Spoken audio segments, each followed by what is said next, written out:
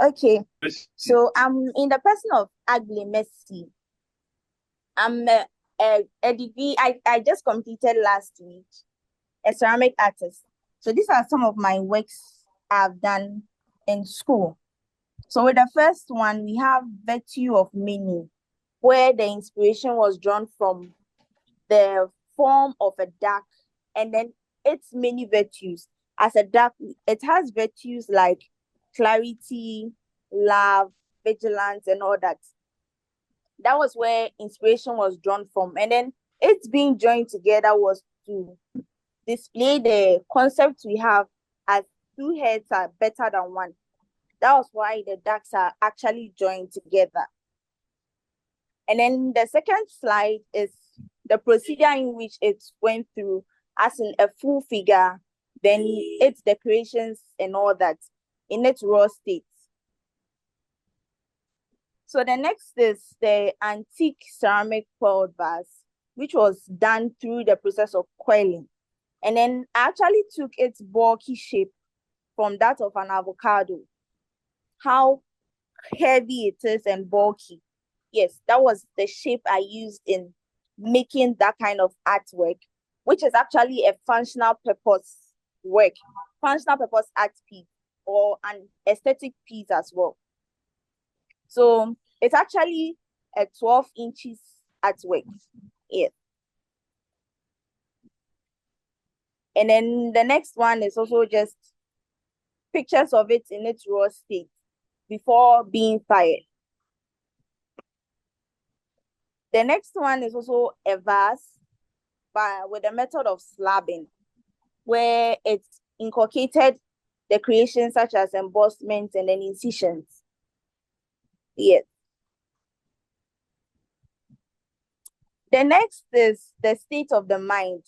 From the artwork, we see the a human face. So I was trying to depict a, a situation where my my expectations and reality are confined, and like they are two different things, but it hits so differently. Yes, that was what I was trying to actually depict in that cylindrical artwork. And then the next one was a dice, where actually it was actually an assignment though. And then we're asked to make a dice, but not make it look like a dice. So we have to decorate it in a way. So we all know the dice is actually a game of chance where you toss a die and then we don't know what actually or the number that actually comes. That's the same way we as individuals also sit and then wait for any situation to hit us. And then we try to move along with whatever situation that comes up. That was what was actually used in depicting the dice. So the next one was imagine into a light, a concept from switching from the dark. So it was this artwork was actually used for my life experience where I'm hit with different forms of hardships like both psychological, mental, emotional, and all that. But even aside all that, I try to switch away from the dark phase into the light, a brighter future. So I was trying to depict and then encourage people that no matter the dark phase we go through, there's surely still light and a brighter future ahead of us. So we should try and then move out of the situation in which we find ourselves. Moving forward, we also have some artworks. It was also just some art pieces, minor, mini art pieces for the export market. So I was actually studying the export market, what they actually want, and then things that would be easy and convenient to transport into the export market. So these were some of the artworks I actually put together. The first was a candle lamp that actually reflects around. And then the second one is just a tabletop deco. The third one is a wall vase. And then my life, we're actually given a scenario where we are to depict our lives in clay. So the first image, we see a hand and then two hands with a baby hand in the middle. So the baby hand is actually my hand, and then the two is both my mom and then my dad. Growing up, I've had this parental love and protection. They trying to guide and caution me on the ways to go through.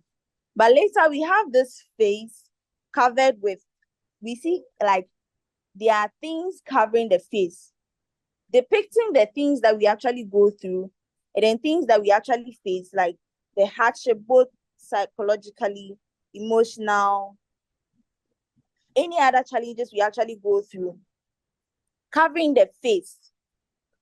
So even with whatever is covering the face is trying to come out of whatever it's going through. And then the next one is also a human body coming out from a wall. So it's just like the similar one, the second one actually, where I'm trying to come out from the hardship, emerging into the light, like switching from the dark faces that I go through into the light. That is what I was trying to depict with my life art piece. And then the last ones are just cast pieces. That is in the casting method. Some art pieces that were done through casting method. And then the last one is, I titled it Women in Ceramics because it was an artwork where I had the chance to do any artwork freehand. So I decided to do something like this to depict female leadership, where we women are also trying our best to do what we like, what others think we can't do or we don't have the power to do. Women leadership. And then the incision designs are actually our local symbols, Adinkra symbols here, which also gives us some symbolisms, which also encourages us as individuals to move forward, to learn and accept things, new things, and then leave the past behind. So that was basically what I was trying to depict. And then these are some of my artworks I would like to share.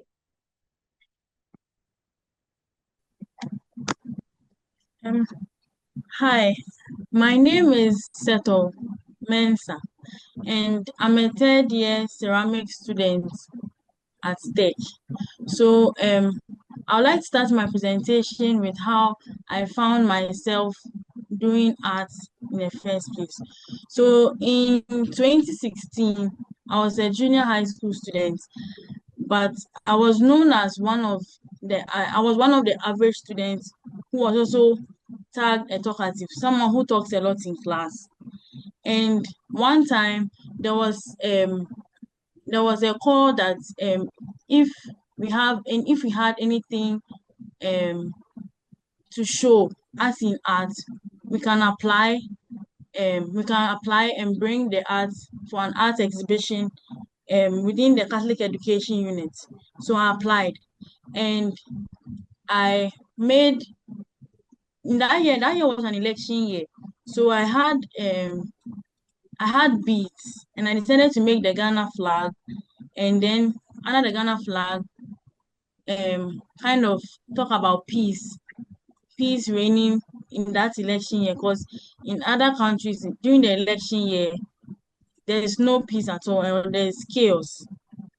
So with that, I with the images here, the first one was kind of my test to see how it would look like, and then the second one was how the work looked like.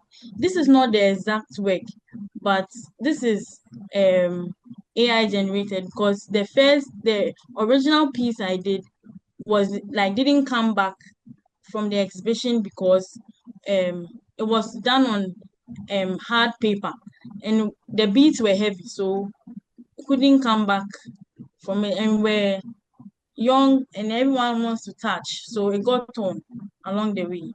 So after this piece, I realized that I really like beads, so I started to work with beads more. And with the beads, I realized that working with this small size of beads was stressful, and this actually took me about 2 weeks to finish because the beads were small and I had to arrange it to look um the way I wanted it. So I started working with larger beads, and I wanted to create something that you wear. So I started working around bracelets. So um with the bracelets, I started with this. These are some of the ones I created, and at one point I started selling them because um my family was like, "Oh, it's great, it looks nice, so you can sell." So I started selling at one point. With my secondary school, I wanted to go to secondary school to learn jewelry, but um the school I applied to and got doesn't do jewelry. So when I got there, I chose to do ceramics because I felt it's a little close. Like I thought beads were actually made from clay. So I joined the ceramic class, and after doing ceramics in I did ceramics and graphic design in school, and later on when I was applying to the university, I applied to do um communication design, which I didn't get. I got my second choice, which was ceramics. And this is another work I did during my stay waiting for my SHS. And as I'm in the university right now, um the my guidelines or what my guidelines to my work center around um what we see as casual, or what I feel is overlooked, what is are not paid attention to. That's what drives me to do my work, or that's what I want my work to convey. And I also look at the ordinary things, something that you will not pay too much attention to.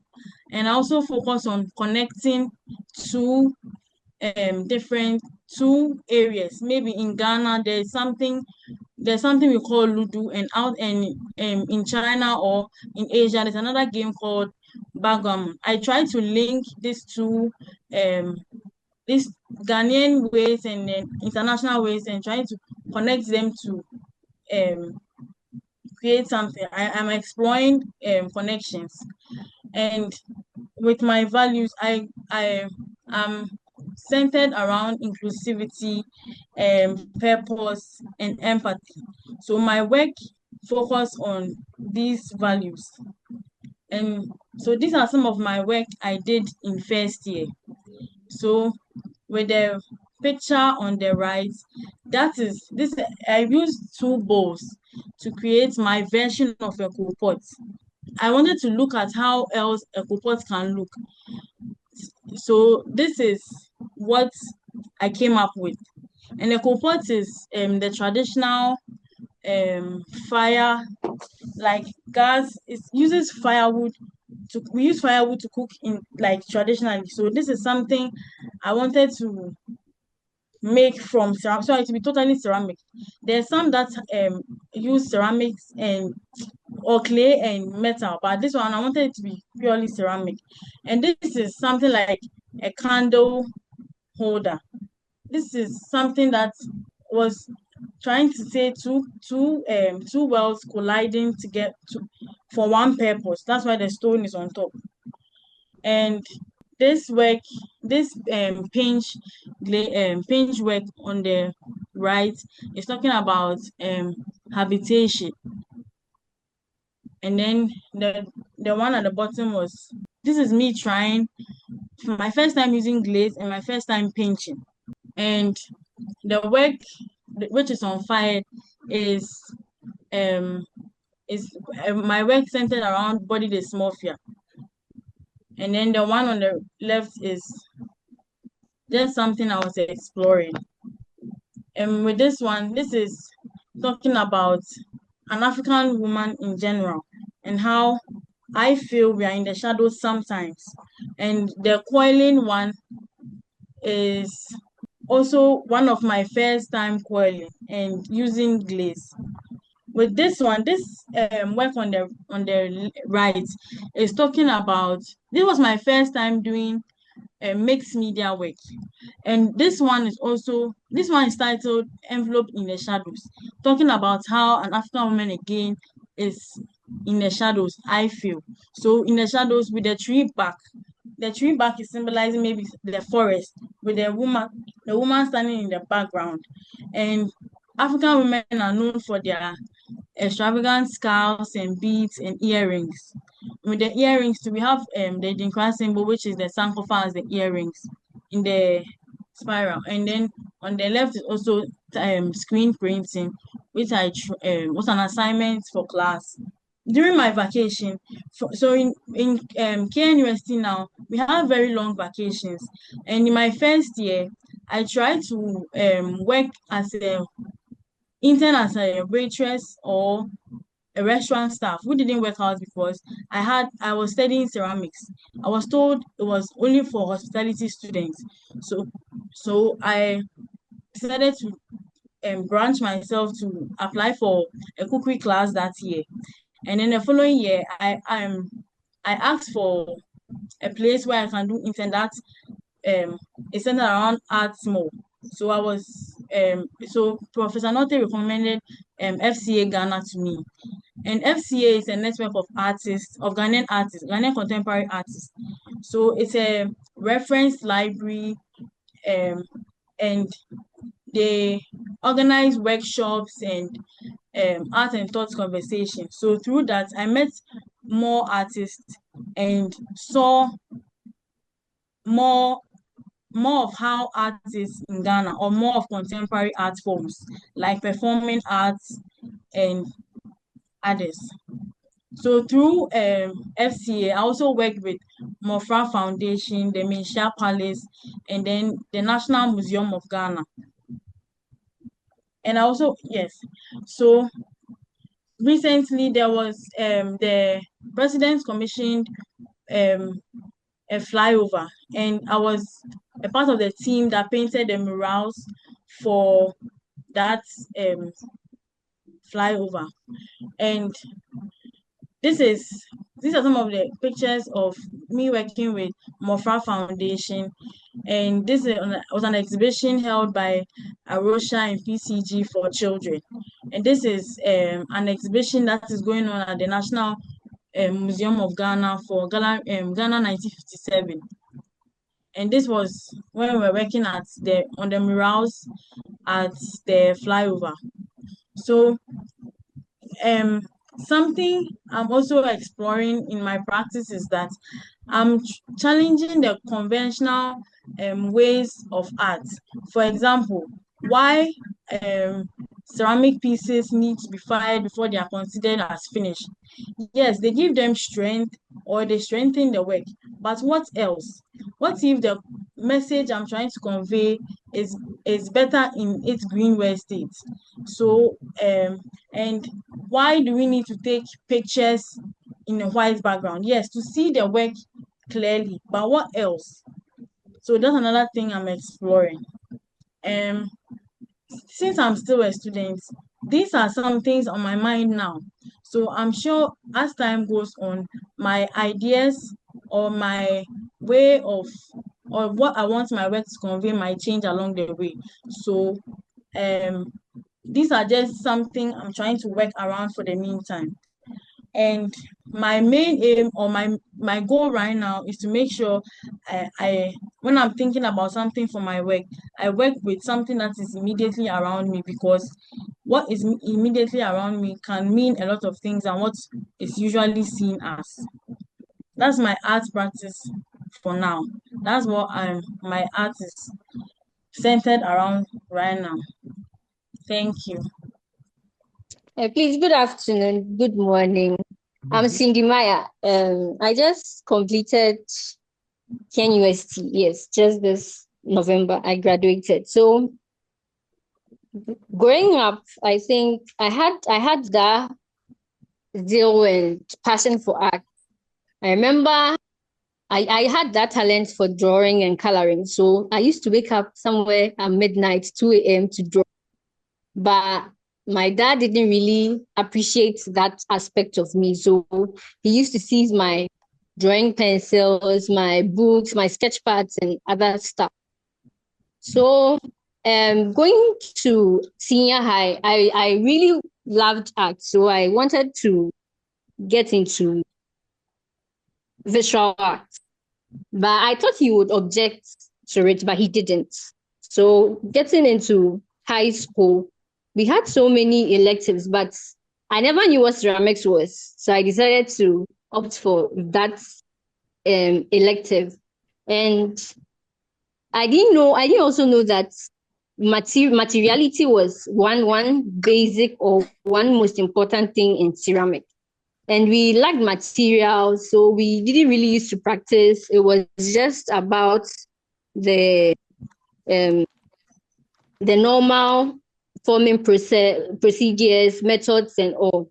So we learned all those things. But our final year project, we were asked to make a composite vase. So that was when I really felt clay and started building. So I remember consulting my teacher about what ceramic entailed, like feathering in tertiary.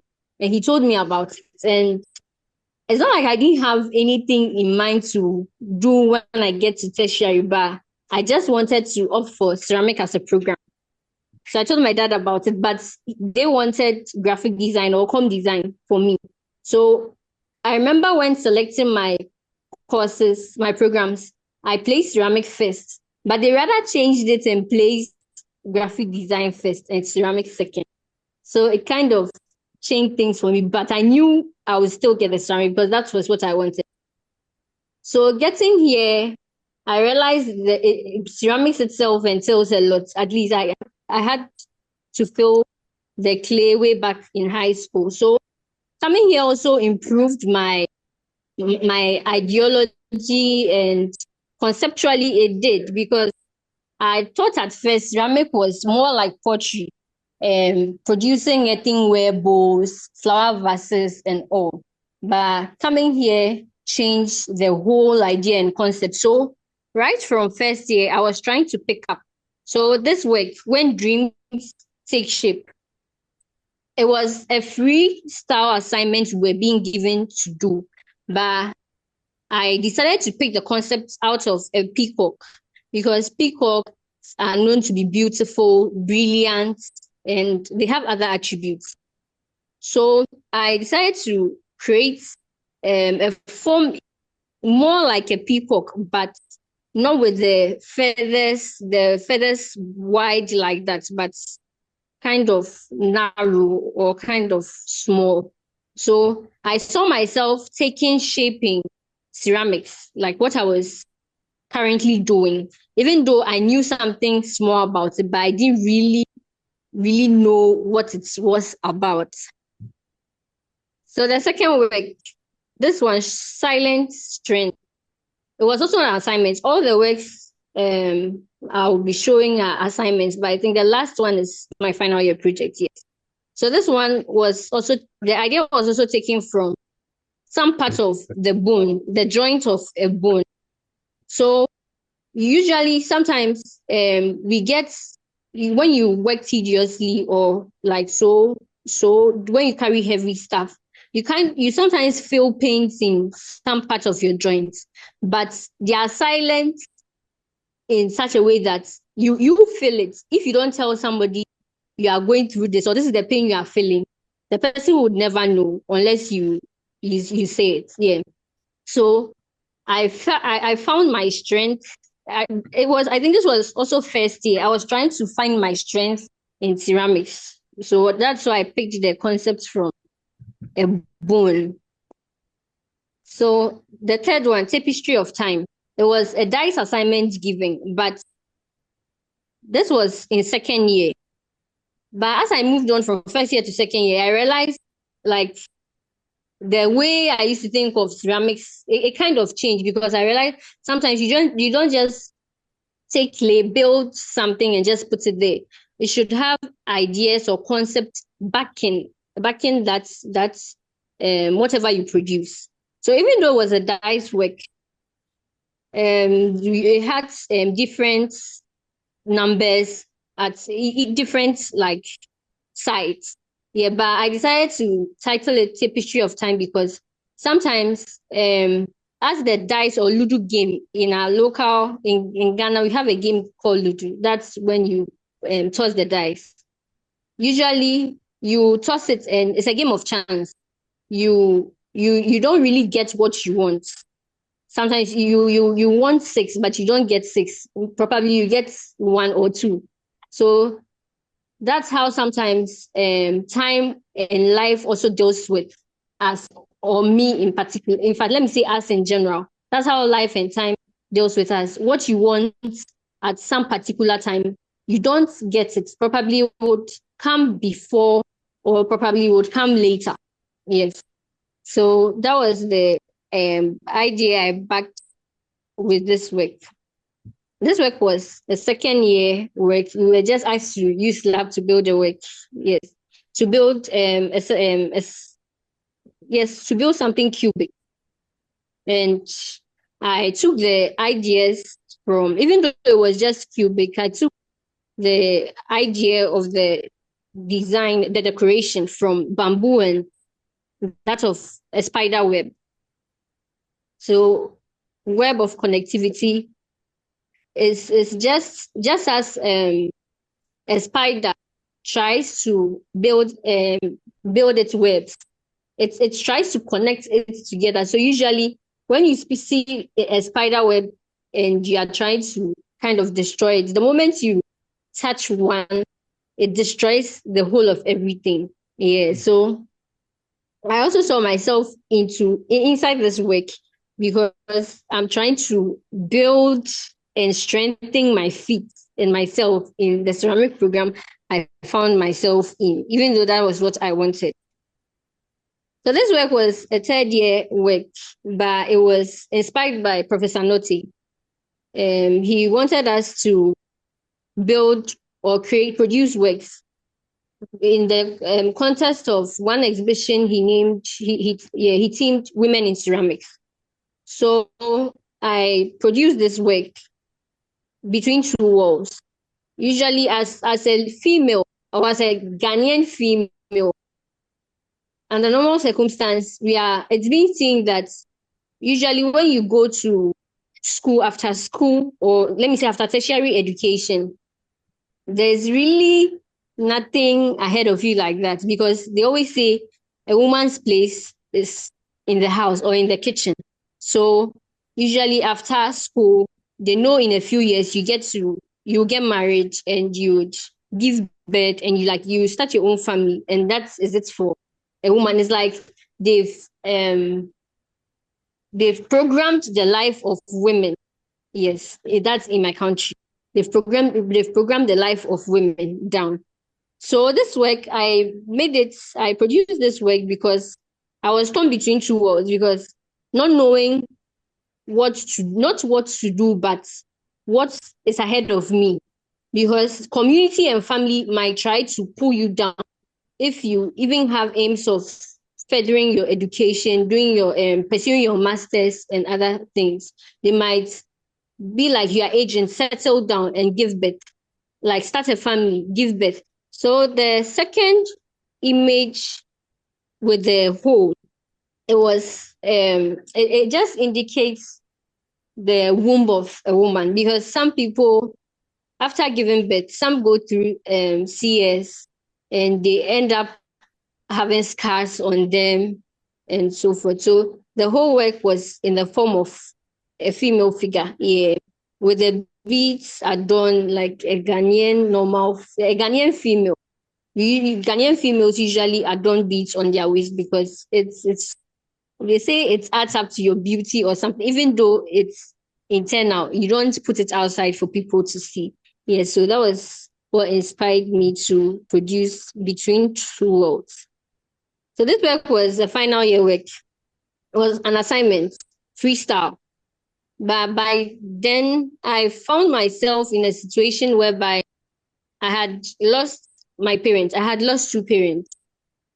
I lost my dad 2022, and 2023, I lost my mom.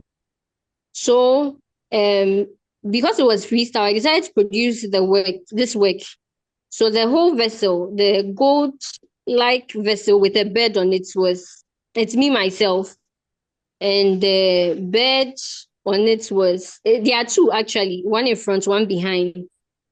It's just a representation of both my deceased parents, yes, and the holes in it were it's like the openings and things they instilled in me, but weren't yet out. But in the second image, you see light inside the vessel. So the light inside the vessel were the virtues and things they instilled in me that I wanted to let that light shine on those going through the same thing, probably through that same trauma of losing parents, or maybe something less, or maybe something as much as compared to what I went through. So it was all in the form of giving hope to people who find themselves or who see themselves in such situations. So I was just, the work was like an inspiration to those who are traumatized, probably by grief or like something else. Yes, that they feel they've been shattered to the extent that they can't rise up or they can't do anything. Yeah, so that was what inspired me to do this work. This one was it was about my life, but I purposely titled it "Desire of a Beautiful Life." Growing up, like growing up, everybody wanted. Let me say, everyone wanted or yearned to have a beautiful life, but along the line, things come up your way and they kind of cut your dream short. So losing my parents in that process made me feel. At some point, I felt they were my life because I remember growing up as a child, when I hear somebody has lost his or her parents, I'm like, good, please let this not happen to me at an early stage or at an early age, because I wouldn't know how to take it.